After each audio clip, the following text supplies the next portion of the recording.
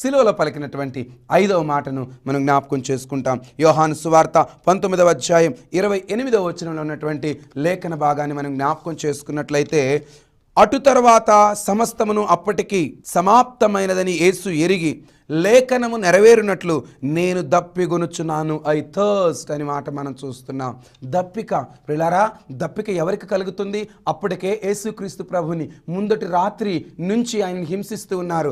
ఆహారం లేదు, పానీయం లేదు, నిద్ర లేదు, ఎంతో శరీరం అలసిపోయింది. ఇప్పుడు సిలువలో ఆయన బహు శ్రమలో పచ్చి గాయాలలో ఉన్నారు.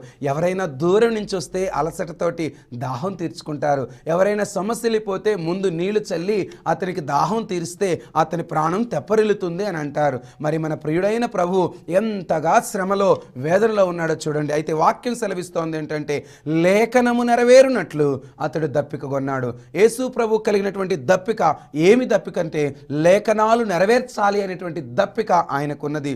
ఆయనను గురించి పరిశుద్ధ గ్రంథంలో యెషయా గ్రంథం మనం మొత్తం జ్ఞాపకం చేసుకున్నట్లయితే, ఆయన వదకు తేబడిన గొర్రెవలే తను తాను బొచ్చు కత్తిరించు అంటే గొర్రె మౌనంగా ఉన్నట్లు తను తాను అప్పగించుకుంటాడని, ఆయన బహు క్రూరంగా హింసించబడతాడని వాక్యం సెలవిస్తుంది.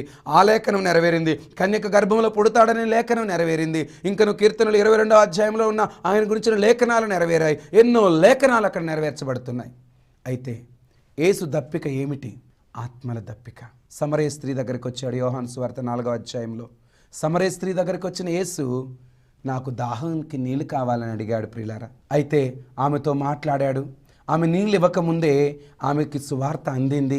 ఆ నీళ్లు నీకు కావాలంటే నీ పెనిమిటిని పిలవమన్నాడు. ఆమె జీవితాన్ని ప్రభు దగ్గర ఒప్పుకుంది, విడిచిపెట్టింది. ఆమె రక్షించబడింది ప్రియులారా. ఆమె రక్షించబడిన తరువాత ఆమె దాహం తీర్చలేదు, కానీ ప్రభు దాహం తీరిపోయింది. లేఖనంలో ఆమె ప్రభువుకి నీళ్లు ఇచ్చినట్లు, ప్రభు యొక్క దప్పిక తీర్చినట్లు మనకు కనబడదండి. ఎందుకో తెలుసా? ఆమె రక్షించబడింది గనక ప్రభు దప్పిక తీరిపోయింది. ఇది ఏమి దప్పిక? ఇది ఆత్మ సంబంధమైనటువంటి దప్పిక. ప్రభు సామాన్య మానవుడుగానే, ఆయన సంపూర్ణ మానవుడు, సంపూర్ణ దేవుడు కనుక ఒక సామాన్య మానవుడికి ఆకలి, నిద్ర ఎలా ఉంటాయో, దుఃఖం ఎలా ఉంటుందో ఇవన్నీ కూడా అనుభవించిన వాడుగా దప్పిక కూడా ఒకవేళ కలిగి ఉండవచ్చు. కానీ వారు అక్కడ చేదు చెరకను ఆయనకి దాహం తీర్చడం కోసం ఇచ్చారు. కానీ అక్కడ దాహం తీరలేదు, సమరయ స్త్రీ దగ్గర దాహం తీరలేదు. కానీ ఆయన దాహం ఆత్మల దాహం. ఈరోజు ఆత్మల దాహం కొరకు ప్రభు నీ వైపు చేతులు చాచాడు. నీవు రక్షించబడితే ఆయనకి దాహం తీర్చినట్లే.